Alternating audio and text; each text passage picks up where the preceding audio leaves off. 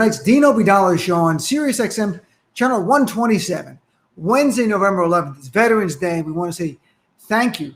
Thank you to every veteran out there who served our nation. Thank you for your service to our nation.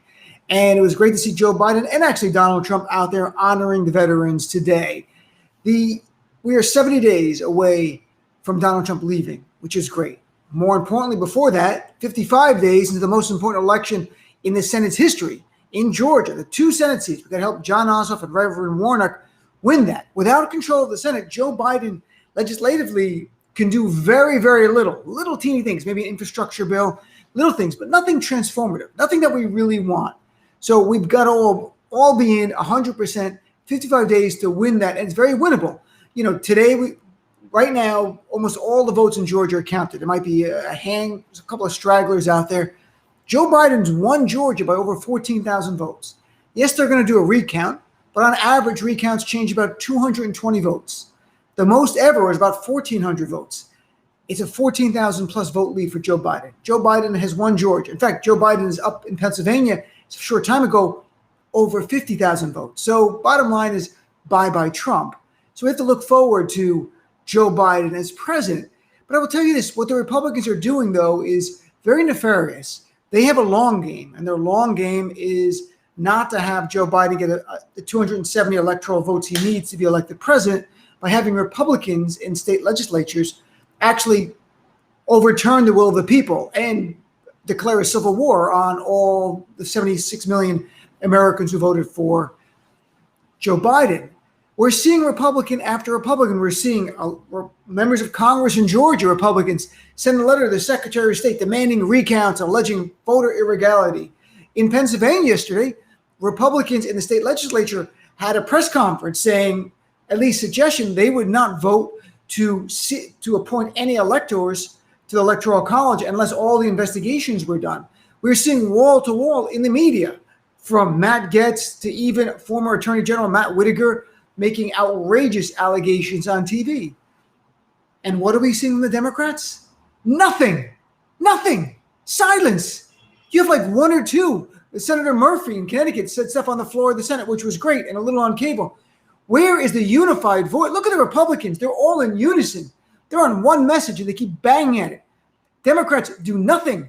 Remember Michelle Obama said, when they go low, we go high? Well, I guess we've updated that to when they go low, we go silent. Do you understand how dangerous and how precarious our nation is, this place where we are right now? In this window before the electors are appointed, there's a vote for the Electoral College in Congress on January 5th. You have to understand how dangerous this is. And they can only overturn the election, the Republicans. And they want to because they don't believe in democracy. They believe in power. They really don't. They reject our Constitution. They reject our system of laws. They just want power. If we don't counterbalance it, all people out there will hear, and I don't just mean Trumpers, I mean people in the middle will hear fraud, new election, this is unfair, you can't have this election, it violates our Constitution. And if they don't hear the other side pushing back, they might go, you know what, maybe that's true. And at the very least, even if Joe Biden gets the votes he needs and becomes president, it undermines his mandate, because even people in the middle might be like, I'm not sure if he's really president. Did he really win or not? The Republicans will use him against it to try to undermine him the entire time. So Democrats, you got to get out there. You got to be leading Democrats have to be on cable news every day, not just on Twitter, out there with your face on TV, going through the whole thing. And I'll go through what you should say, what I hope you will say. And if you come up with better things, I'm really happy. But here's worse than silence. What are we hearing Democrats do? We're hearing the House Democrats fight with each other. We're hearing Congresswoman Spanberger and then AOC and Congresswoman Rashida Tlaib, the progressive moderate wing, fighting in public right now. Not defending Biden, fighting in public. Here's the thing. Congressional Democrats, I say this respectfully, please stop fighting with each other and start fighting for Joe Biden and against Donald Trump's allegations of fraud, which are BS. We need you to stop fighting each other and start fighting for this country. I actually agree with the progressives, but that doesn't matter. We are in a very precarious time right now. You can still fight behind the scenes. I'm just saying, please don't fight in public. And every little fight you have with each other, at least balance that with going out in the media and defending Joe Biden and pushing back against these claims of fraud. Our democracy hangs on a thread here if we don't do the right thing. We've won this election. They are trying to steal it right in front of us. The only chance they have is if public opinion turns to really believing this is a fraudulent election so they can do the nefarious things. And what would I suggest Democratic surrogates do? First, go through the lawsuits. Donald Trump has lost every lawsuit. He lost them state after state after state. Second, even when he has lawsuits going, like in Pennsylvania, their lawyers are not even alleging fraud, even on the record. They're saying, we have no allegation. In the Pennsylvania case, the lawyers have no allegations of fraud, not as of now. Their claim that there's no monitors in the voting locations, when lawyers were asked point blank by the judges, were there monitors? The lawyers had to say yes, because the lawyers don't want to be disbarred defending Donald Trump. Trump can't save them. You get disbarred by the state. The federal government has nothing to do with it. You can lose your career forever for this. They don't want to do it. Second, their star witness, Trump's star witness in Pennsylvania, Richard Hopkins, a postal worker who said his supervisor told him to backdate the absentee ballots. He recanted last night. He recanted because he spoke to actual postal inspectors. And he understood, and I'm sure they told him, if you lie to us, it's a crime.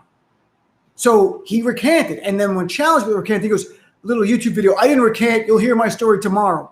It's tomorrow. There's no story. In fact, the story was further confirmed today by other media outlets that he did, in fact, recant to investigators because they explained to him. It's one thing to say it out loud or say it at Project Veritas or even sign an affidavit, but you're not saying it to an actual federal agent. But when you lie to a federal agent, that's a felony. And all of a sudden, they're not going to lie anymore. That's what's going to happen here.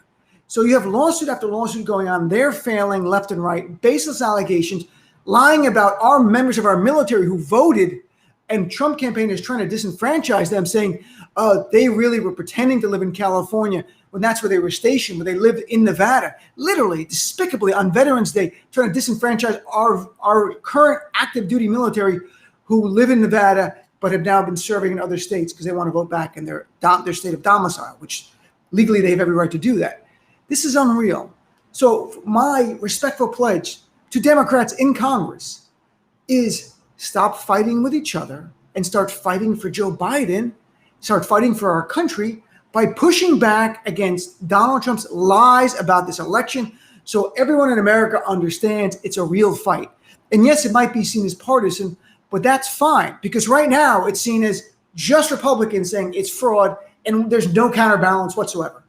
Do you understand how bad that is? Do you understand where that can lead to in the long run? So stop fighting with each other. Please start fighting for Joe Biden.